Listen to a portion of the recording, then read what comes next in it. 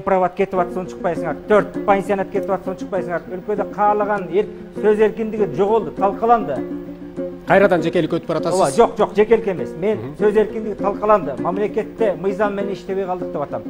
Суроонун айланасында. Сизге эскертип коеюнбу? Энергетика, билим берүү, мыйзамдар жана шайлоо. Аны жогорку кеңеш аткарбайдан аткаруу бийлиги кылат. Кандай жогорку кеңеш мыйзам десе, көзөмөлдөйт. Биздин суроолорду айтып атам. Энергетика, билим берүү, мыйзамдар жана шайлоонун айланасында суроолор берилди сизге. Мындай да, мына билим берүү тармагында министр отурду, дагы айттым жана, 6 ай отурду, бүгүн кетти, бүгүн 5 министр алмашты.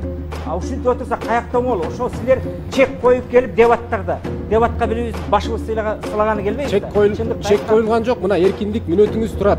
Ооба, мен ошону суроо берилди, ошол убакытты пайдаланыңыз.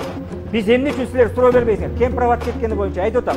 Камаулар боюнча, азаттыктын жабылышы боюнча силер каякта суроолорду бересиңер? Мен ошону жооп бербейм деп атам.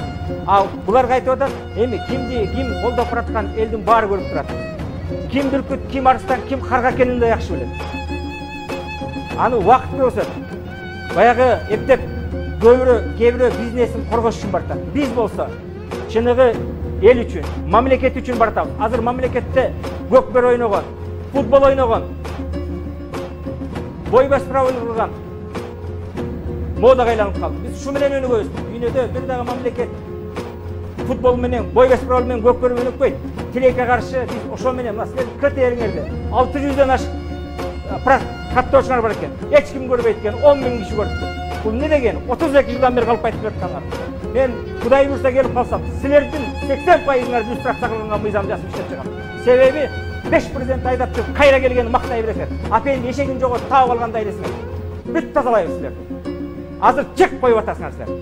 Сыртыңар жалтырак, ичиңер калтырап деп атып, ошончо айтып атам. Могу кагазды карап алып окуп алып айтып атам. Чингиз Капарович, никто вас не ограничивает. Силердин укугуңар жок бизге чек коюуга. Себеби бул ваше время вышло.